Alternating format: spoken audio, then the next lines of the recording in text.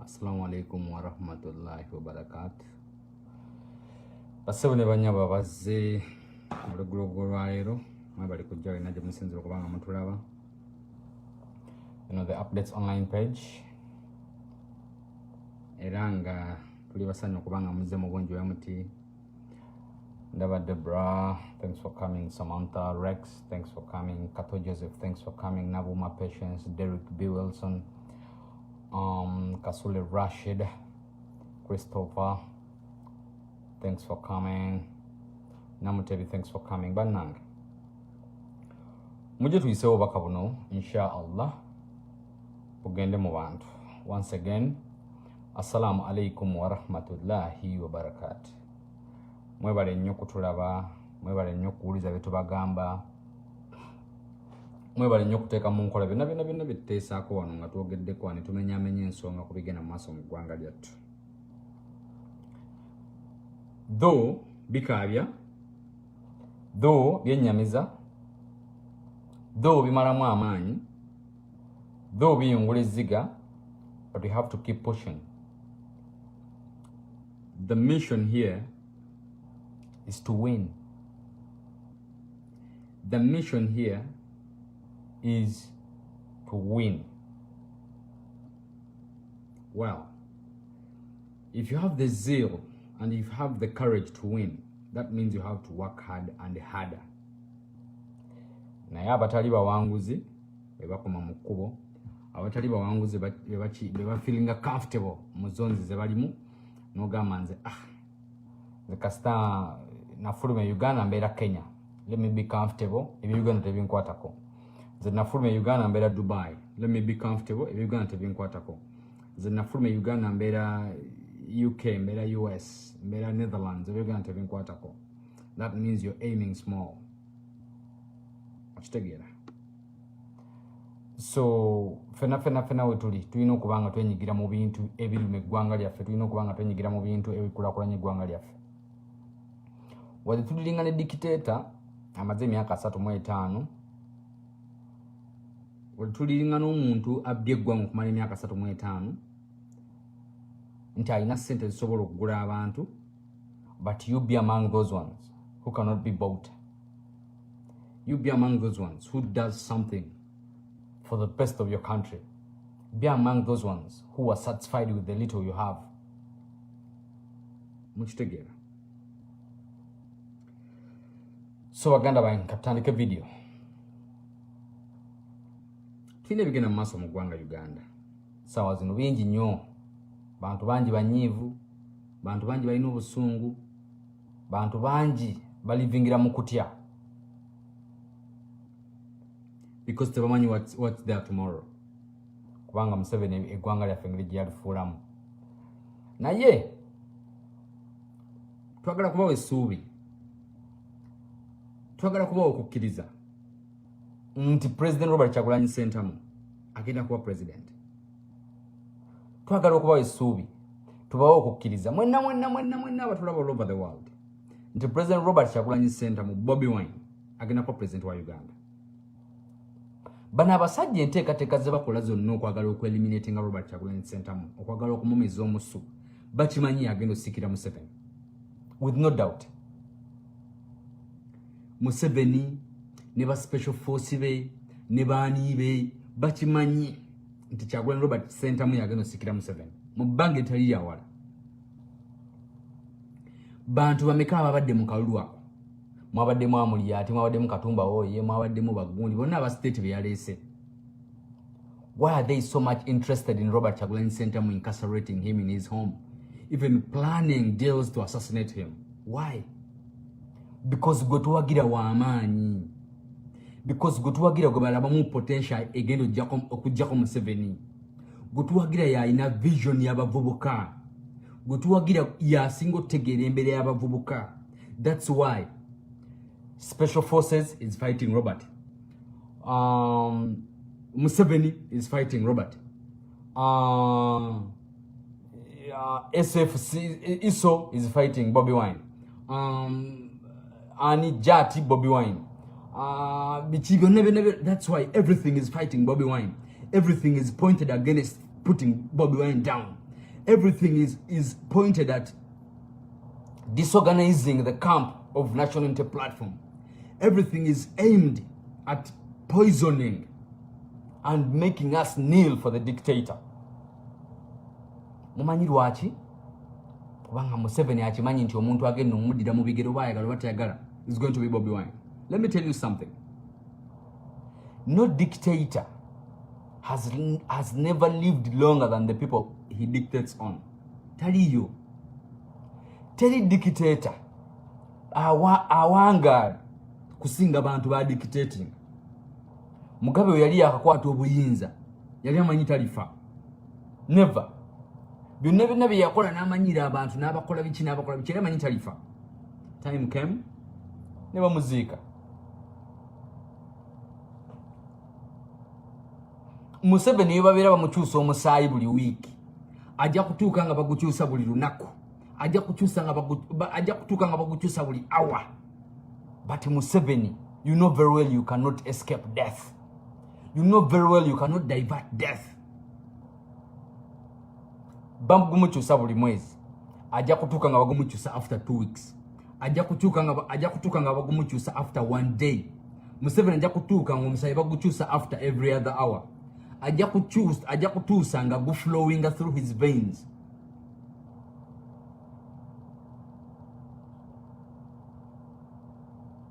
Okitegeera? So, Museveni byonna byokola.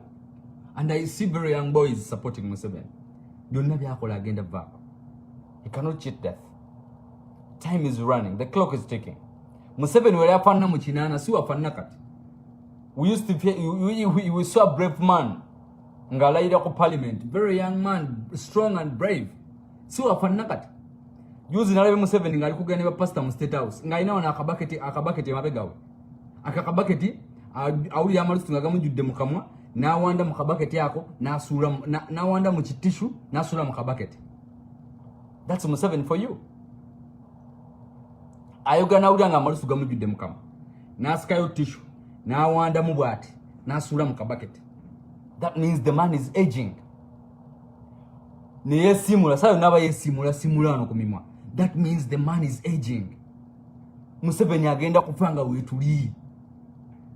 Museveni agenda kufanga Kyagulanyi wali. Museveni agenda kufa nga fenna tulaba.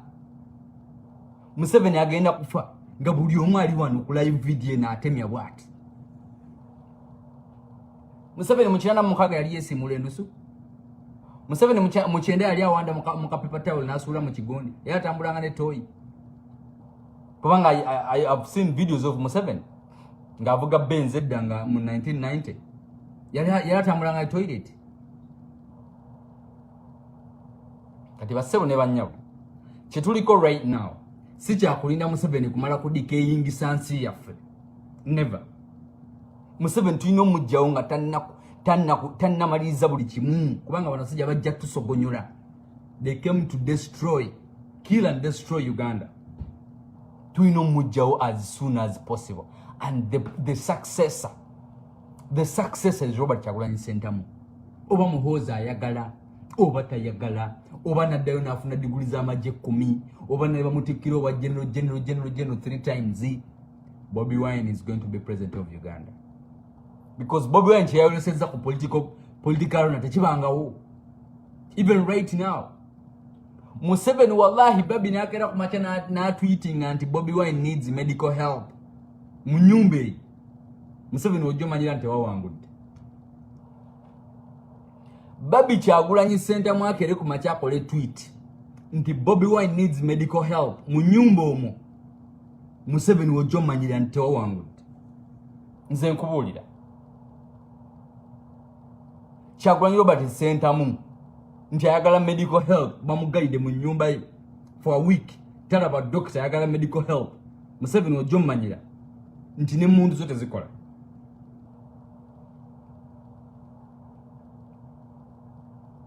Tumukabulwa, that's when you will realize that even your guns. Let me tell you, basawo ne banyaba bali ku live video kamba buleke kintu kimu. Videos zone ziri okucirculating ku social media za Museveni nga bakalunga bakatikinga. Mwanyi ki? all those videos that are circulating on social media while taking Museveni's ballot, most of them were recorded by military personnel. Most of those videos, ngabali mubuyumba, batikinga Museveni. Most of those videos that you're watching when they are inside their houses taking Museveni, most of them were recorded by military personnel. So, the military is not on Museveni's side. Never. Whoever is watching here, the military of Uganda is not on Museveni's side. The military of Uganda is also tired. Tumukabura olikwe kwa takobisubi. Due to the fact that into why say week okuba walondebwa almost a week now, cause tomorrow Wednesday, tomorrow is making a week cause Wednesday. It's when they casted their votes. Why say week right now? Nenga tuwaina bantu babadde ku congratulating abawera basatu. That means wanyaze. Museveni gwe kanyo kimanyi bumanyi nti wanyaze. Omubbi abatya nnyo, omubbi yekengera nnyo. A thief is always alert. Nzembabuli abaje gali kusaidia. Ezo videos zonna kubanga in all those rooms that they took those ballots from, teri muntu asobola kugenda mu ngaze kutekinga bulunga ina camera. Never. Nebo okuyingira okutikinga ballot eyo nga bako hiring bagenda ku emitwalo 5 emitwalo 10 emitwalo 3 basoka kukebera bakujjeka amasimugo to make sure you don't record while taking those ballots. Kati mukimanye mmwe munna abanda bawana nti yati eyabadde recording nga video ezo zonna zitulaba ku mutimbagano right now babadde bajasi. Believe it or not, abasinga babadde bajasi. That shows you even the army is fed up. So, Munna Uganda, wenna joli, change is coming soon or later. Change is coming. But what I smell is change is coming very soon. Omubbi wagenda okubba abeera n'engoye abeera ne suuti ey'okukyusa ku muddakiika nga 5. Then watambula muddakiika nga 3 n'ajjako esuuti n'ateekako jaketi ye Museveni. Yetumukabulwa. Omubbi aba yeekengera nnyo ate okusinga gwa bbye. Museveni is so alert right now. Museveni is in panic. Museveni is in fear. Museveni akimanyi Kyagulanyi wava mu maka ge ayinza obutaba president. Ayinza obutalayira. That's why I deploy nze buli wamu. N'ebitooke biri under siege. Even the banana plantations, they are under siege. Even the grass is under siege. Buli kimu kiri under siege.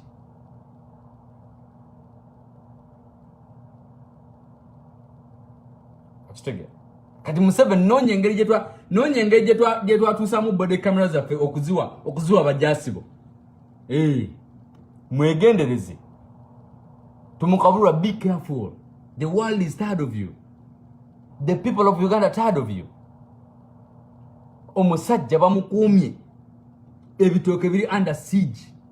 The banana plantation is under siege. The grass at Bobi Wine's home is under siege. Buli kimu kiri under siege. Ebitooke nabo babimakinga. Bagamba Kyagulanyi ayinza oyita mu bitooke omwo n'agenda. Lwaki akola ebyo ng'asobola okufulumira mu gate ne n'agenda? Gy'aba ayagala ng'ensi yonna etegedde nti Bobi Wine agenze mu kibuga. Bobi Wine agenze ku NOP offices. Omubbi atya nnyo. Kati Museveni wemaze okubba because yabbye kyere ku luno. Tosobola kuba electoral commission, you're mandated to make the voices of Ugandans speak up and speak up loud. Kugamba mbu polling session simanyi 103 niyo twandizigaseko tezandi impactinze. Ng'abantu bawangulira ku bululu emitwalo 2. Abantu bawangulira ku bululu mutwalo ku bululu 10. Ngugamba otya mu polling stations 103 nebe mwanzi zitalinze. Tewandibaddewo njawulo yonna. Ng'abantu babalangirira ku bululu 200 200 ballots nezikyusa omuzannyo omutone kubakalu. So, if you stole and rigged with stupidity, if you stuffed those ballots with stupidity, it's high time Mwemwe naba Bukenya simanyi benanga simanyi bani simanyi babyabakama. Time is coming that you're going to be answerable for all that rubbish you're doing. It's a matter of time. It's a matter of time. And very soon, you're going to be answerable of all the rubbish you're doing. Was a simple question. What do you depend on to tally the numbers? That shows you aren't in control of this election. If you cannot answer such a small, simple question, that means you aren't in control of that election. What's the get? Basebo neba nyabo. Museveni ya singo kucha mu Uganda right now. Museveni neba akulaba ngoli mukamutoka kongo mugoberera sawa zino. Ndola banti aina amaje ne bichi. Neba akuyitako mu kapulimo ko nujira ke mabiga bayinzo kuba amasasi neba kutta. Oyo Museveni is right now in panic. Kubanga bachimanyi beruka kuba na Uganda. Bachimanyi they are forcing themselves on Ugandans.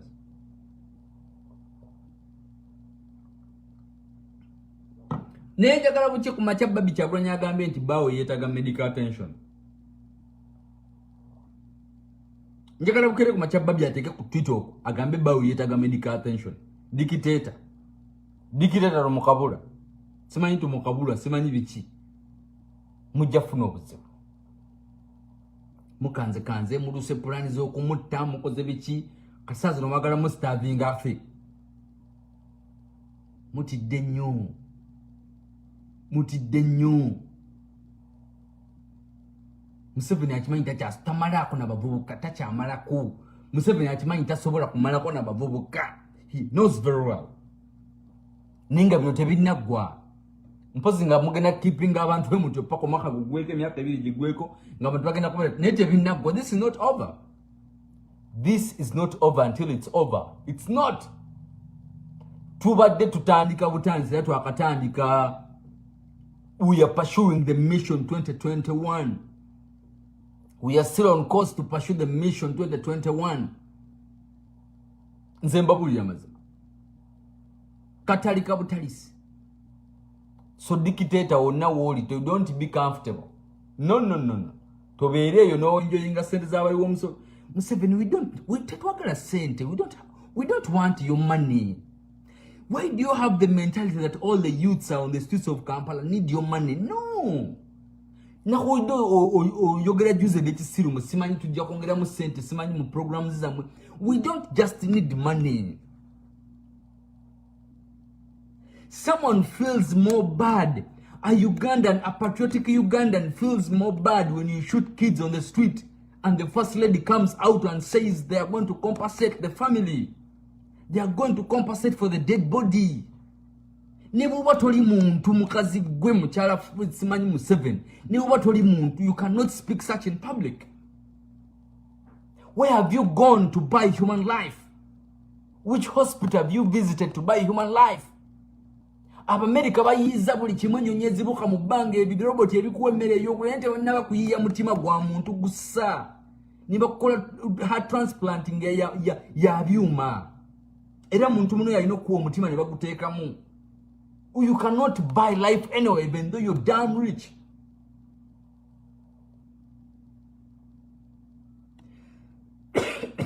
Excuse me. Nero rabo mukazi najja ku TV we shall compensate for the life of the kid that was shot dead. Nebo osanga omuzadde nga munaku atya nga yasembe tosobola gamba nti omwana mumpemu emitwalo 2 ejja $.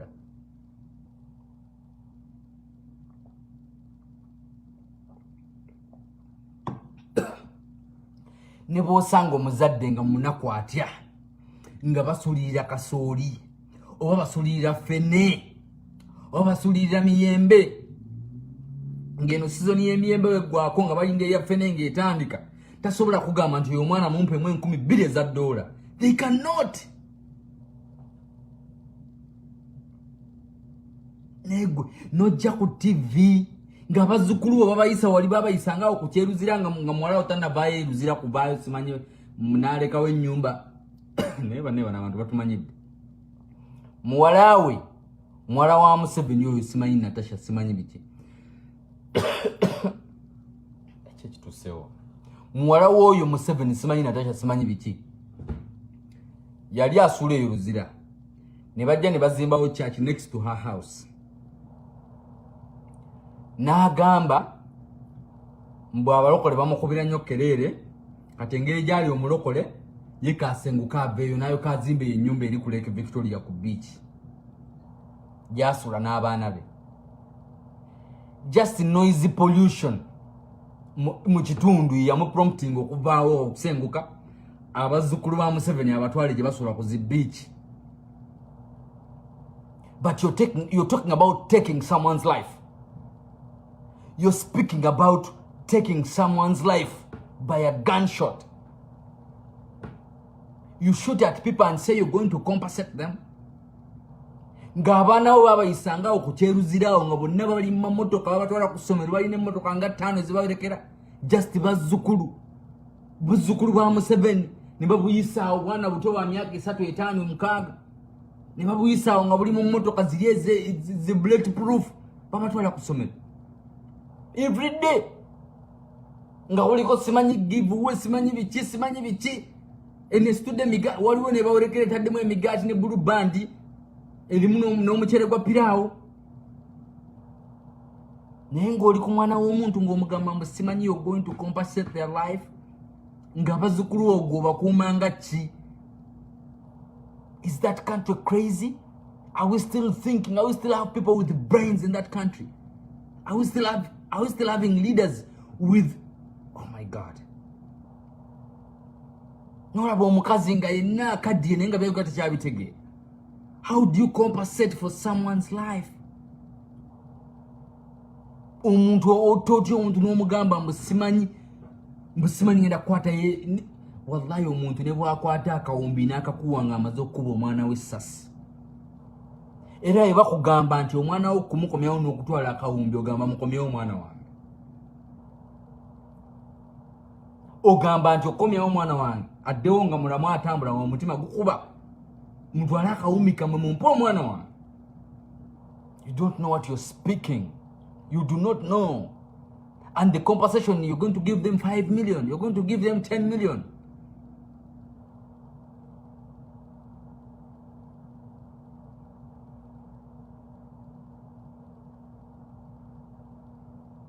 What is happening?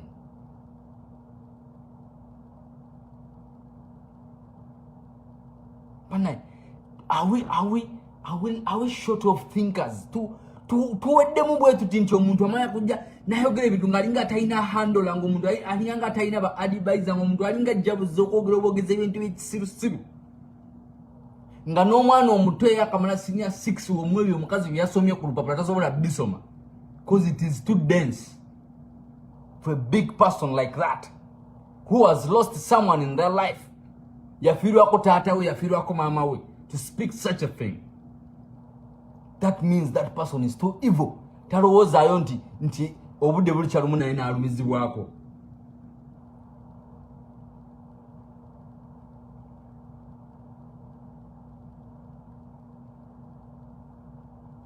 Basebo ne bannyabo tugenda mu kalulukan okulwanira victory. Naye woba toli ready and you don't trust Robert Kyagulanyi Center mugiveemu yeesimbudde. Mission 2021 wesimbudde giveemu. Era ku nsonga eyo mwenna abali mu America. Mwenna abali mu America, as we pursue for our freedom, as we pursue for the freedom of our president, as we pursue for the victory that our president Robert Kyagulanyi Ssentamu received from the people of Uganda. Ng'ennaku z'omwezi 22 Friday eno, this very Friday, ng'ennaku z'omwezi 22 fenna tugenda ku UN headquarters. Fenna oboli New Hampshire, oboli California, oboli Texas, oboli Philly, oboli Nevada, as long as you're Uganda, tugenda ku UN headquarters in New York nga 22 tubeerewo fenna ku ssaawa 5 to demanding freedom ya Robert Kyagulanyi Ssentamu, to demanding victory, to demanding victory yaffe bano abasajja batubbe in broad daylight, to demanding freedom ya President Robert Kyagulanyi Ssentamu. Era Museveni tukuwadde essaawa 12 okubanga president waffe oggyeyo amajeego, oggyeyo byonna simanyi bitanka, simanyi bijebyo mu kisenyi, simanyi zikajegere, simanyi zani zonna ziriyo mu kisenyi wa Bobi Wine kuluzza emmanga. Bakuuma musajja atalina wadde akasaali. Kyalina mu nnyumba kirabika Mama Solomon bw'asalisa obutungulu obugundi, akambu Mama Solomon k'asalisa obutungulu. Mulesezi machine gani muzitaddeyo mu kibira. Basebo ne bannyabo wenna ali mu America mukolinge off. We are fighting for our freedom. Niona akwate 2,000, 5,000 dola kanana nozisindika Uganda bakugulira ettaka ekyatu mwina agenda litwala. Encha soda ajja kugamba nti awe wali golodi wengendo okusima golodi wange. Ojakera ku mati enchanga bayiyewo amagye. Basebo ne bannyabo ng'ennaku z'omwezi 22 oba oli mu America mukolinga essaawa zino in advance mubagambe bannaye. Omuzungu mugambe mazima, omuzungu mugambe mazima, tomulimba totekawo bisonga mbu ate biki. Omuzungu mugambe tuligenda kwekalakasa e New York ku UN embassy, ku UN headquarters, tugenda kwekalakasa because batu riggins akalulu kaffe. These are the videos when they are taking the ballot. These are the videos when they are shooting at Ugandans. We need to go there and demand for our freedom. Omuzungu mugambe tomulimba. Tewekwenya mbu simanyi oba omuzungu ene mwalizo nikinedda. Kwate simu omuzungu omulage nti sebo laba wano nga bakuba abantu bafa amasasi. Laba wano nga batiikinga obululu. So we are going there to demand for our freedom. Mugambe nti president waffe afuze emyaka 4. Atulemedde kale nsasagge mu Uganda okuva mu 1980. Uganda eri mu nsasagge paka leero. Mugambo omuzungu ajja kukkiriza okufuluma mu nnyumba ogendeyo. Agenda kukkiriza bajja kuleka ogende New York ku UN headquarters wetusinkana ku ssaawa 5 naye ku ssaawa 4 mubeerewo. Ku ssaawa 4 tulina okuba ku UN headquarters in New York City. Basebo ne bannyabo mwenna abawanga iri New Hampshire, Connecticut, Greater Boston mwenna, Connecticut, Maine, New Hampshire, Boston yenyini mwenna around please. Tulina okujja fenna. Basebo ne bannyabo mbegayiridde in your capacity. Awo oba tosobola transport tutukirire tujja kusondera. Woba tosobola $5 tujja kusondera. Woba ine motoka yo it's okay musobola kwekwata abantu basatu ne mufiweringa mafuta wano ga rice. Because buli omu akola buli omu ayingiza akasente.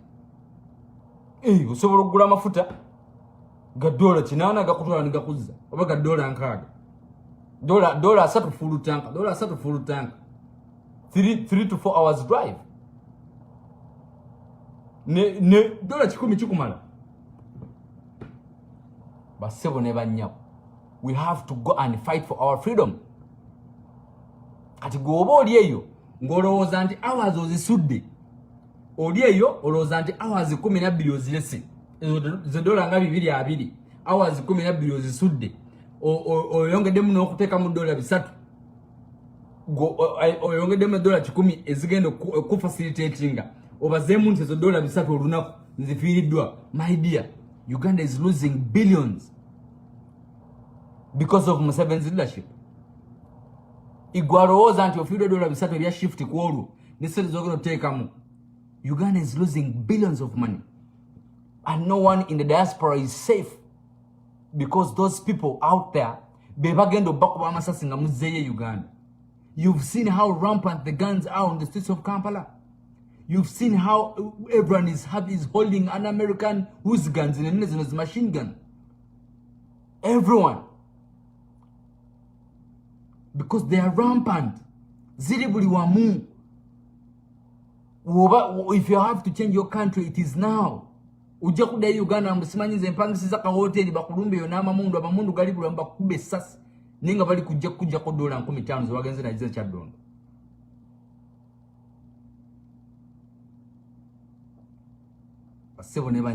If there is some little time that you can spend to fight for your country, is 22nd, this very Friday. 22nd. Let's go and fight for our comrades who have been incarcerated for almost a month and a half. All Nubian Diba, Niba Edimuntu, Dan Magic, Niba Sky Soldier, to get to Alwani, because Badia Yombumenyi Wamateka. Badia Ranache Maria Kutia.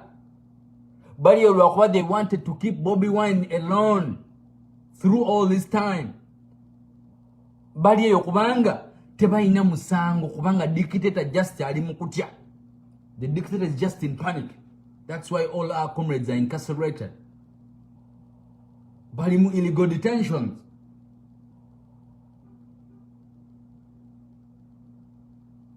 At least nonya yensonge mwe kulete New York ku USA ku UN embassy UN headquarters nonya yensonge muyuka at least gamba anti adani magic ya producing ranga president wa fo buyimbo wanyumira eyensonge yakuleta kali gambe eyo nsonge eneta gobato yagala bya struggle ngato bilimu gamba anti dani magic yakoleranga president wango obuyimbo obulungi ali mu komera. Let me come for that, but we must all be at the UN headquarters in New York City. Bantu banji nabatalambula nko New York. This is the opportunity you can come through. Kubanga bantu banji babadde wano mu America nga badde wano mu America emyaka 5 emyaka 10. Ninga ta step yanko chigere New York City. Yes. Ojene netu bera wamu netu fighting for our freedom, netu fighting for our victory. Ningo likulambula ko New York. Very many people have been here for 10 years, 15 years, 5 years, 3 years. Ngatayingira nkona New York City. Ochitege. So, muje, it's a buffet. Mugenda kulaba ebintu bingi, tugenda kuyongerako kuyiga, tugenda kuyongerako kusoma about the struggle, tugenda contactinga, tugenda kwemanyanga from diaspora, tugenda buildinga teams ezigenda okulwanira eggwanga lyaffe, tugenda kola coordination y'amaanyi. Ochitege. Tugenda kwetegeera, tumanyira abanyampi bagenda kujja. Tumanyira abanyampi mugenda kujja. Magalo tutegeera, magalo ku building a team muffe, tuchimanyira abanyampi mujja. And we are ready for you. We know how we recognize you. Tumanyi tuina kodi zaffe. Ezitambira muffe nga tosobola jimanya ngo oli munyampi. Tuchimanyira mwe mujja. Mujja kuleta ebise eyo musimanyi mu recording nga mujje.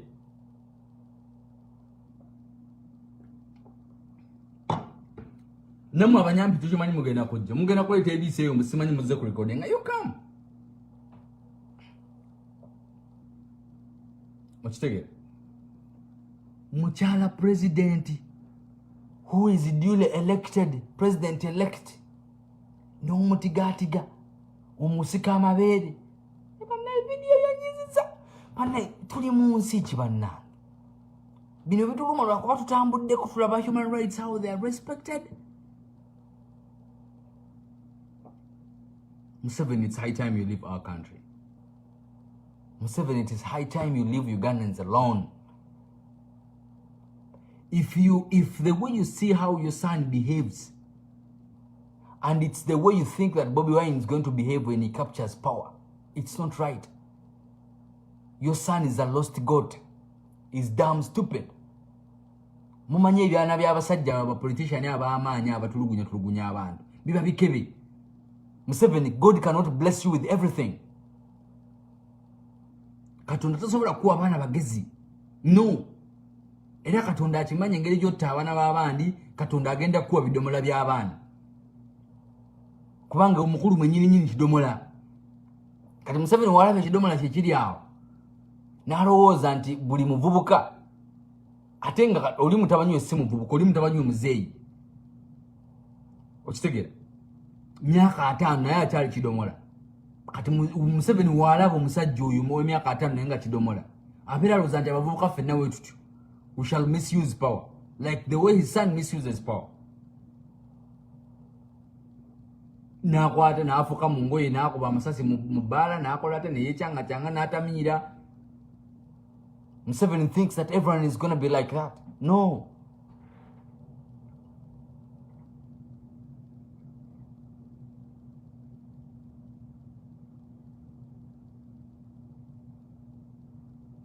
Basebo ne banyawo. The day kale gwe omukazi yenna ali eyo. Kale gwe omukazi yenna ali eyo. Think about the manhandling of the first lady. Golowooza ku ngeri Babi gyali mu makage, ali ku gate yaabwe, ali mu premises zaabwe, ali ku ttaka lye beegulira, omuntu n'amusika ebbeere. Kale gwe jangu because of that. Nti nga gwe oli mukazi, you might be a feminist. Gwe jangu nga feminist, jangu, you come for that demonstration because of that. But you have to fix a reason to be there. You have to get something to be there. You have to think about something to be there. You don't have any reasons not to come. Tolina. At least Rosa Kubana Baita Nabu Kenya. Rosa Kubana Bakauma. Rosa Kubana Badani Chevine. You must get a reason to be at the UN headquarters in New York on 22nd, which is this Friday, at exactly 10 a.m. in the morning.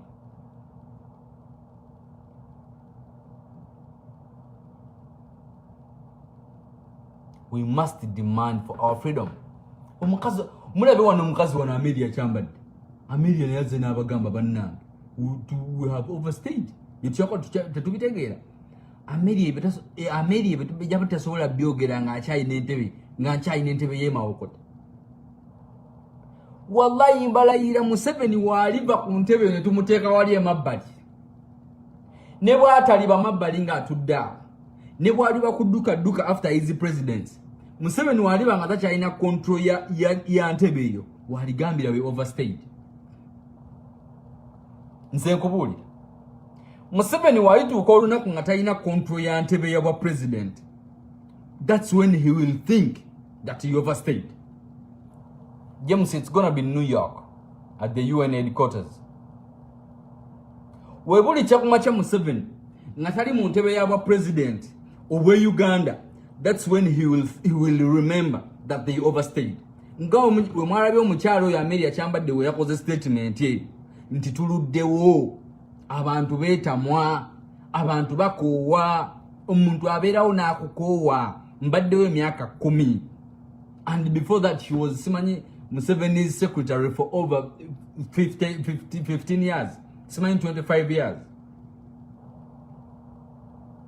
abantu batukanye bakoowa nobeera one off saawa zino Kyambadde yavaamu statement yo n'agamba bannaye tutuuka omuntu nakoowa because amaze kuva mu bukulembeze obwabaddemu naye kamanya nti naye kakubamu akaddanyuma n'agamba kituufu abantu babadde bankooye naye bw'oba okyali awo ng'okyalina grip of power ng'okyalina amaanyi agalagira nti omwo mukwate okyalina amaanyi agagamba nti temumukkiriza kwebaka ng'okyalina amaanyi agagamba nti Bobi Wine mumugayire mu nnyumba ng'okyalina amaanyi agagamba nti mukuba abantu amasasi tujja bawa ssente ng'okyalina amaanyi agagamba nti abawagira Nuupu basiru. You cannot think nti you've overstayed. Museveni olunaku lwagenda okuva mu ntebe wajja okujjukira nti nfuze emyaka 4 okuva mu 8 ndi wano ntabula bantu kubanga yali akulira military council. He was the head of the military council. Oyo omusajja omubbi gwe mulaba wakalu oyo muzeeyo omubbi. What are you teaching the new generation? Ntwalina gu president wano nga gubbi tegutuwa kyakulabirako nga gubbi gwakalu.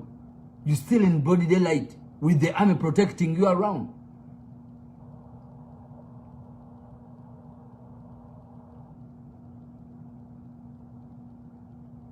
Stige basebo ne banyabo tuyina reclaiming our victory. We have to fight for our victory. We have to fight for the comrades in prison. We have to fight for our president Bobi Wine, who is incarcerated in his house, and that is 22nd of this month at the UN headquarters in New York City. njagala kumaliza n'ensonga eyaba Lord Mayor. Njagala kumaliza n'ensonga y'aba Lord Mayor. Munzikirize. Basebo ne bannyabo. Mu Uganda yaffe gye tubeeramu mulimu abasajja ababi ennyo. Mu 2017 mu 2017 twagenda Mbale ku musango gwatwogikwatako by that time. So I met with a friend. Is in one of the is my hobby. He's one of the employees in the biggest media houses in Uganda. They yakola statement emu. Nangamba bulo. Omusajja gwe stali coveringa. Bintu bye function bye. Era omusajja gwe nagamba boss wange ntonsindikanga ku coveringa gundi oyo. Yali musajja omunga wamita Elias Lukwago. Gayo okuva storage yanyomeza mu 2017. Paka sawa zino. Namanya nti bannabyabufuzi babi. That's why His Excellency Robert Chagulanyi Sentamu, he would rather be called a leader, but not a politician. But politician babi. Embozi yabanyumiza ku musajja kubaita Lukwago.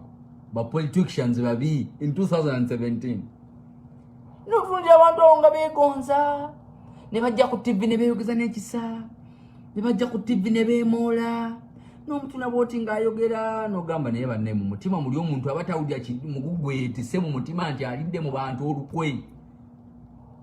N'ogamba omuntu muli mu mutima tekikuhontinga nga bonna agamba nti oba kubanga nze ekintu okulya muntu olukwe nkigeraganya ng'okuvuma maama wo oba okuvuma taata wo. Ne omwetondera emirundi 10 tekisobola kuva ku mutima nti wamuvuma. N'ogamba maama wo nti olinga embizi. Wogamba maama wo nti olinga embizi ne omwetondera emirundi 10. Obeera tekisobola kuva ku mutima nti wamuvumye. Kati newunya. Some of these politicians who play double standard temubeera kaune muulya mu mutima nga you're carrying a big burden ng'owulira nti ekintu kikulumiriza nti why am I doing this? Nokera ku macha n'ogenda ku musaala n'osala subuhi n'osala dhuhuri n'osala aswi n'osala magharibi n'osala isha buli lunaku naye nga tolina muntu kintu kigamba naye wakola kikwolwo. Why are you still doing this? Why are you continuing to do this? Bannayuganda politicians abasajja bana bafiira kalulu. Olaba omuntu ng'afiira kalulu nga tayagala kuvaawo, n'olaba munnayuganda ng'afiirawo ng'alwana ng'akola biki, manya those people are bad. Omuntu ajjayo emmundu olw'akalulu manya oyo omuntu mubi. Omuntu ayagala okuriginga in all situations manya oyo omuntu mubi nnyo. Lukwago, with due respect, tumanye ebibozi bya Nabiira tubiwulidde, but because of the fact that our president trusted her n'amukwasa kaadi, president wa Robert Chagulanyi Sentamu yamutrustinga n'amukwasa kaadi n'agamba Nabiira Nagai gwalina kaadi ya NUP. Robert Chagulanyi Sentamu has been with the chameleon for a long time. Bobi Wine amazene chameleon emyaka nga 25. Amazena y'emyaka nga 25. Naye akaluluwe kali katambula akokugaba kaadi teyamuterayo kabega. No. Teyamuterayo kabega nti obo kyali wange tokube naye emiziki obo kyali wange solo mu kubira simu ne tuogera nti oba mumwe kaadi. No. Even though he was the second in line. Because President wa yali amanyingera tuina potential competitor, tuina potential Lord Mayor omukyala nagayina bira sempala. We mulaba omuntu yenna nga wa people power wa NUP apo sitinga basimanyi bakamiri kwezi simanyi apostinga baani simanyi balukwago oyo mumanyi oyo ali kubibye tali wano for change omuntu yenna ng'alina page wadde ayagala nnyo Bobi Wine wadde yabeerako ne Kyagulanyi n'apositinga wadde yabeerako ne Bobi Wine n'apositinga lukwago oba n'apositinga Milikwezi that one is against the struggle nze mbabulidde lukwago ne boddayo mu speech ze zonna talina wa mentioningira linnya Robert Kyagulanyi Ssentamu talina wakolera mention ya Robert Kyagulanyi Ssentamu ne boddayo mu speech za lukwago 15 ne bolaba TV show za lukwago 30 talina wa mentioningira kigambo Bobi Wine kati I said damn stupid person posting lukwago nkuyita mukebe if I see you posting lukwago nkuyita mukebe that means lukwago teyayagala ko Bobi Wine kubeera president why kubanga ayina byayisaawo edda ayina byayisaawo ayina byakoledde ebibye ayina ye wakifuliramu ekiriwo bane nsanukule busanukuzi bwongo bwammwe nteekemu bino ebigambo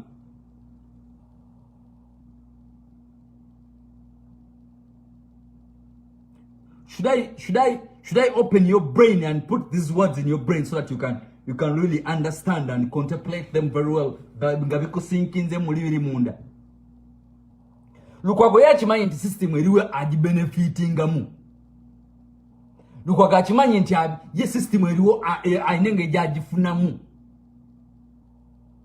kyovula bati yawogira ku Bobi Wine nti yamentioninga ko nalinya Bobi anywhere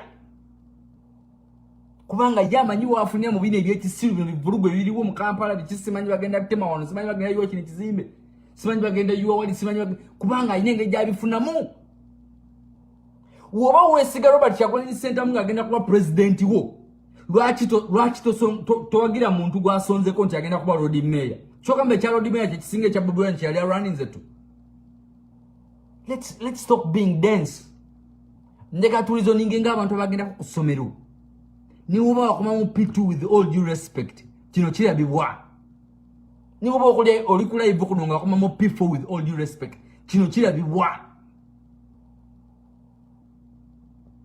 president waffe yali yesimyeyo ku dictator kufuuka president wa Uganda era kyetupashuwinga saa zino kumuteeka ntebe mu ntebe akugambye nti nondera road mayor Nabila Sempala wali owagira Bobi Wine's ideology okufuuka president wo but you don't accept Bobi Wine's idea of Nabila being the road mayor have you got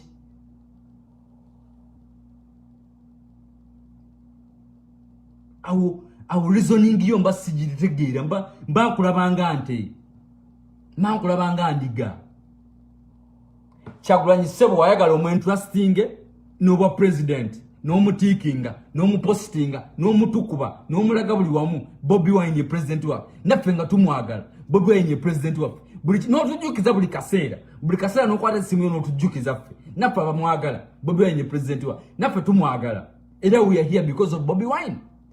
Before the coming of Bobi Wine, I wasn't anywhere on this Facebook speaking about the current affairs of my country. If it wasn't Bobi Wine, the person that we are connected to, the leader of our generation, the leader that we can understand, the person who speaks what we know, the person who thinks for us after, the person who thinks for Solomon, that I will also have a kid like Subi, the person who thinks for that generation, that we need to make things good for Subi, we need to make things good for Solomon.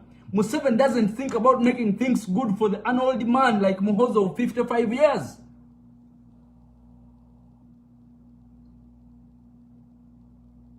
But we are into this because of our president, the generational president Robert Kyagulanyi Ssentamu, yajja n'abiyingiramu.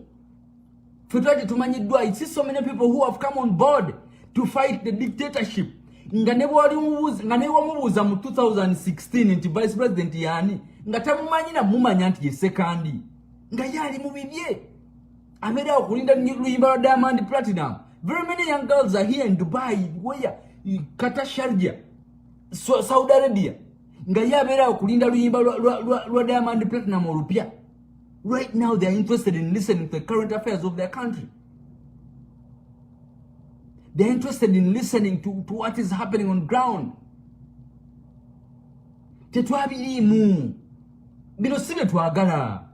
Right now, I would be sleeping. So this was really town is echiro that I would be in bed, resting for tomorrow. But you spend this little time to come here and speak to Ugandans and share your knowledge about the things the atrocities that are happening in our country. Tetuliwa kuyisa bivulu. Tetuliwa musimanyi Museveni agenda kuwa milioni 5. Tetuliwa nti Bobi Wine yakusubiza milioni 15. No. We are here for our country. Tetuliwa nga balukwago bajja mudiru zaabwe musimanyi kola wangulaawo kati nga tukubira essimu musimanyi nga kire kizime nga tukimenya nga tukuwayo zino. We are not here for that. This is a calling. Whoever you see in this thing right now speaking about it, it's a calling. And this is the right time that all the generation of our time should rise and speak about the atrocities of their country at any cost. Oba mutunonya tutta, oba mugenda tutegera New York okwekalakasa, oba mugenda tutira, but this is our time. This is the generation that has to speak up loud and we must be heard. Katosobola kungamba ngo lyeyo ndiga. Ng'omusajja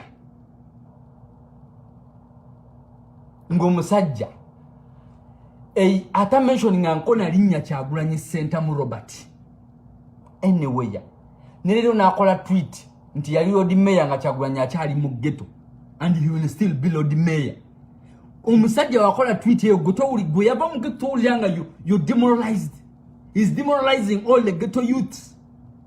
Fenna bava mu ghetto abatoba abakulira mu kakajjo abakulira mu zone ya Mugwanya abakulira mu zone ya Matayo fenna lukwaga abatadde wansi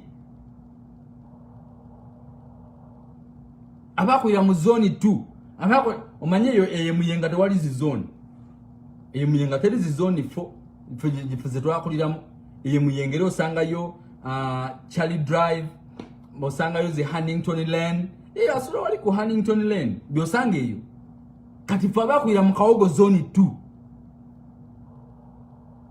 oshitegera ife fa bakwira mu Kawogo zone 2 lukwaga abana tubaze mu magezi nguye he was Lord Mayor before even Bobi Wine became a member of parliament. Yagandi, he was Lord Mayor when Bobi Wine was still in the ghetto. Don't you feel demoralized? Is it a crime to be born in the ghetto? Is it a crime to live in the ghetto? Is it a crime to start from the ghetto? Nola wendiga naye bannange lukwago nakoze naye bannange lukwago ne botugamba nti gwe lead council w'omusango gwe tugenda wabira Museveni. That is another story. We shall pay you. Wano Greater Boston eswana okusafula emisango wegityo nga 15 ne boyagala kawumbi Greater Boston ensoloka kusondera mu myezi 3 ntuka kuwa. We shall pay you. Bawameri bana alemererwa basegona ne balemererwa ne batugamba lukwago yero yasigaddeyo katisaze nagendo bawoleza okuwangula omusango guno. We shall pay you. Na yebi zine nsonga tusoka tokujjewo ku bwa Lord Mayor tuteekawo Nabiira president waffe gwe yasonzeeko nze bino ebya Lord Mayor saga nabyogera kubanga one time kwegamba I had so many stories about bano bonna bakandidate abali mu race. President Yoweri. I've heard so many stories about Ragadi. I've heard so many stories about Chameleon. I've heard so many stories about Nabira. I've heard so many stories about Lukwago. Ne President wange yesonze kwani nti Nabira. Tuendele.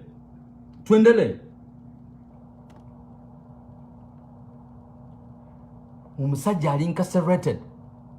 Endigana ye jeri. E posting ekifaananyi kya Lukwago. Have you heard Lukwago speak about Bobi Wine anywhere? Have you heard Lukwago even make a comment about the atrocities that were happening during the campaigns? Kyagulanyi ne bakubabana bafa masasi. Have you ever heard Lukwago speak as an opposition candidate? Nabayo nagamba nti oba candidate ali mu opposition Lukwago naye avuganya ba Lord Mayor nagamba no. The knocking of Franca was very bad. At least make a statement. The shooting of this person was very bad. The shooting of Ashraf Kasi was very bad. That force was uncalled for. The beating, Bobi Wine is sleeping in the car. Bobi Wine manhandled and arrested several times, airlifted from Kalangala. Bobi Wine blocked on the way because Lukwago wada ina amanyi sazi na galo di mayor. Lukwago can sit a press conference as big as he can. Bobi Wine bamu sibide simanyi bamuvuze kiyo samuna simanyi mwale putongo. Bamutute bamusude kwa iwe yerira. Lukwago mali muvudeyo kanga awulira nga Lukwago mali muwulideko na abayo na agamba mu this has happened.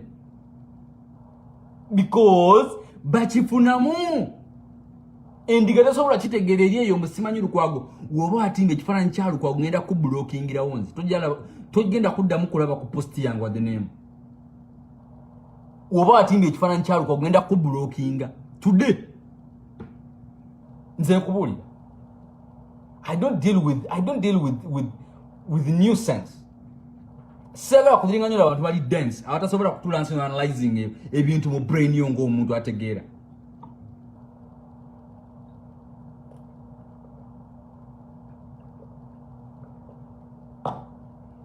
If you cannot sit and analyze things like someone who has brain, Facebook yange ondabyeko.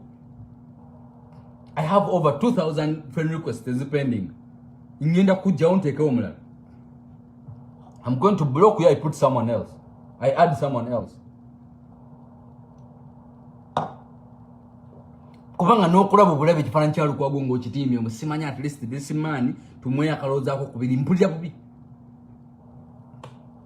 Simu bubi naye mpulira bubi. Mpulira bubi.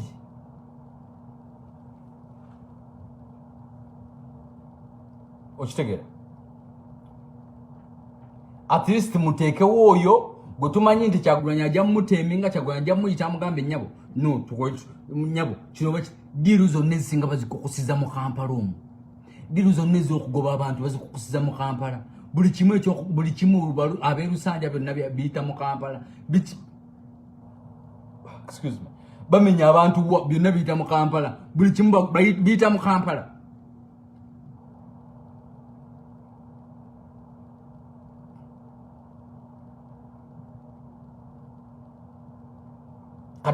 Kubanga, those are the confusers that you have in society. Ogenze bulungi nyo wesi tudde ogenze mu FDC otude mu FDC bakuletedde omuzira bakubozeza owagirani kuba president notunula no sirika Lord Mayor wagirani kuba president no sirika muina candidate nge FDC ya Amuriat. You don't want to mention Amuriat. Bakubuzo wagirani muina candidate abe FDC. You don't want to send him pagira Amuriat kuba FDC kuba president. Bakubuza Kyagulanyi mwagira obutise matama. These are confusers who benefit from the system of the dictator. Lukwago is a confuser. Lukwago is a confused confuser. Omubuzo wagira Amuriat nedda, wagira Bobi Wine nedda, wagira Katumba nedda, wagira ani. Lukwago is a confused confuser. Aliya okutusi bakatambala because yeba wagira abamanyi basalimu saleba wagira batumukabula ba dictator bawagira abamanyi bajamula balinga ina presidential candidate gwa backing abamunyigire tumumanyi oyo musajja. If you've benefited from the system, if the shoe fits, wear it. Please, it's your turn to wear the shoe that you created to fit you. It's high time. Enga tuwoba wajegulira jambali. Tonyina jitya.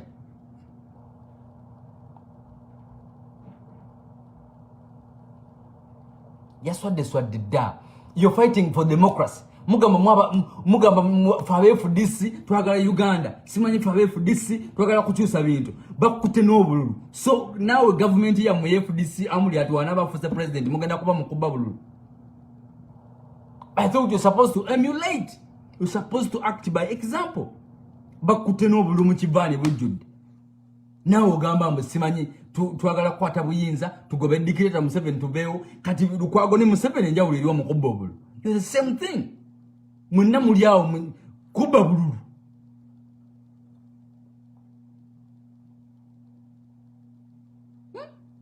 Mwenna muli babbi babulu. Lukwago ne dictator njawulo mulina eriwa. Mwenna muli babbi babulu. Bakutte n'obululu obukukusa.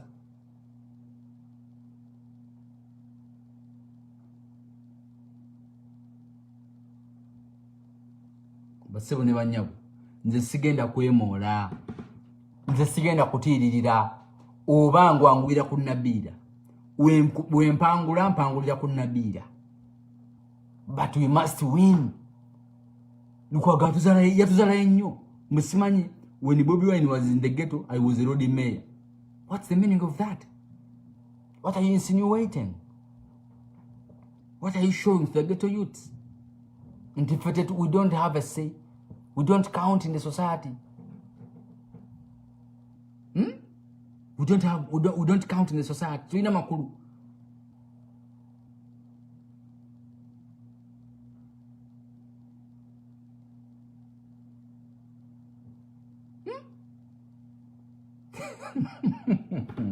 Niba ne amazima olya sente z'omuntu tosobola ku reasoninga.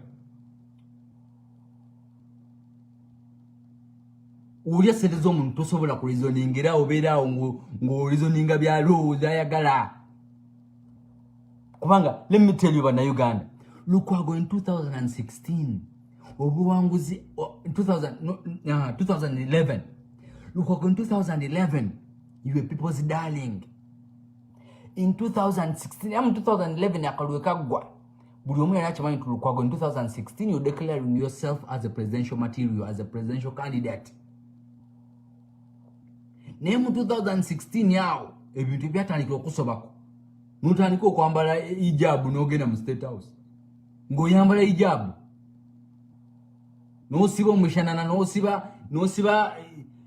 n'osiba gundi ku mutwe n'olumba State House.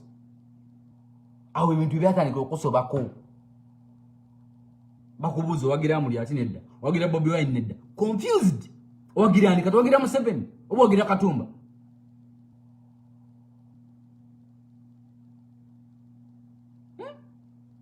Owagira Bobi nedda Bobi Wine. Toyogira na linnya lye. Bambuuza owagira Bobi Wine n'abuutika amatama. Ne bambuuza owagira Amuriat n'abuutika amatama. Kati owagira ani? Owagira Katumba, owagira Museveni. We are tired of fooling. We are tired of fooling us. This is our time. Bobi Wine Robert Kyagulanyi Ssentamu abayina bwe yasonzeeko ye candidate waffe. Robert Kyagulanyi Ssentamu abayina bwe yasonzeeko ye candidate waffe. President waffe ayagala kuwulira gyali yonna mu incarceration nti candidate waffe awangudde. Robert Kyagulanyi Ssentamu tulonde Nabiira tulumye Bosiko. Tulonde Nabiira tulumye Bosiko. Nti n'ekibuga naso kya National Unity Platform. Basebo ne banyabo. Tugende basebo ne banyabo tulonde Nabiira nagayise empala. Nze sobola kulonda muntu nampa wengwa ali awo wagira Bobi Wine omukazi yavayo n'ayatula n'agamba nze mpagira Robert Kyagulanyi Ssentamu era nuupu president wange Robert Kyagulanyi Ssentamu Bobi Wine. Oliwa mubuuza owagira ki owagira Amuriat owagira Bobi Wine sebo ne banyabo candidate mumanyi wolabe umbrella tikinga wolaba umbrella toddamu ate nakubuuza mbu simanyi biki tikinga butikinzi mukubire baganda bamwe mukubire banyina mwe mukubire sister bamwe baganye batikinga umbrella period. Oba dictator ajja kwetuga kubanga ekibuga tugenda kimujjako. Dictator baye tuga ekibuga tukitwala. Ekibuga kigenda mu maanyi g'abantu. Period. Musule bulungi, musibe bulungi mbagaze olunaku olulungi. Assalamu alaikum wa rahmatullah. Mukama Katonda abankuume.